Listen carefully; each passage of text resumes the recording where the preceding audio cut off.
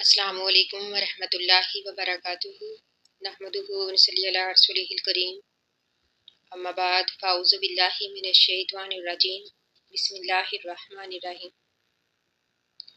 اللہ تعالیٰ قرآن پاک میں ارشاد فرماتے ہیں، سورۃ آل عمران میں اللہ تعالیٰ ارشاد فرماتے ہیں اذا قضا امرا فانما یقول لہ کن فیکون، کہ اللہ تعالیٰ جب کسی کام کا ارادہ کرتے ہیں تو وہ اس کام کے لیے کن کہتے ہیں تو وہ کام ہو جاتا ہے۔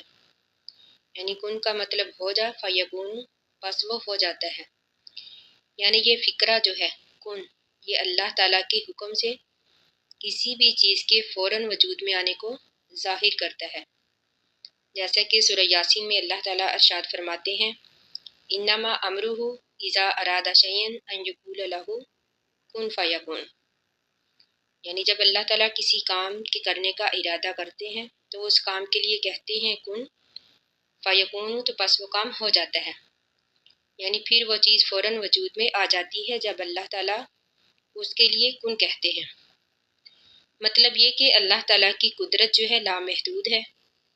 اللہ تعالیٰ کو کوئی بھی کام کرنے کے لیے یا کسی بھی چیز کو وجود میں لانے کے لیے کسی وقت، مدد یا پھر وسیلے کی ضرورت نہیں، بلکہ اللہ تعالیٰ کا لفظ یا پھر کلمہ کن ہی کافی ہے۔ بے شک اللہ تعالیٰ ہر چیز پر قادر ہے، کوئی بھی چیز اللہ تعالیٰ کی قدرت سے باہر نہیں، ہر چیز اللہ تعالیٰ کے قبضے میں ہے۔ مطلب ان آیات کا یہ ہے کہ ہمیں ہر وقت اللہ تعالیٰ کی ذات پر بھروسہ کرنا چاہیے، ہر وقت اللہ ہی سے مدد مانگنی چاہیے، اور ہمارا یہ عقیدہ ہونا چاہیے کہ وہ اللہ تعالیٰ جب چاہے جیسا چاہے کچھ بھی کر سکتا ہے۔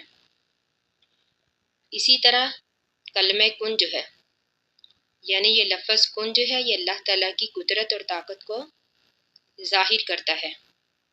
آخر دعوانا ان الحمد للہ رب العالمین۔ السلام علیکم ورحمۃ اللہ وبرکاتہ۔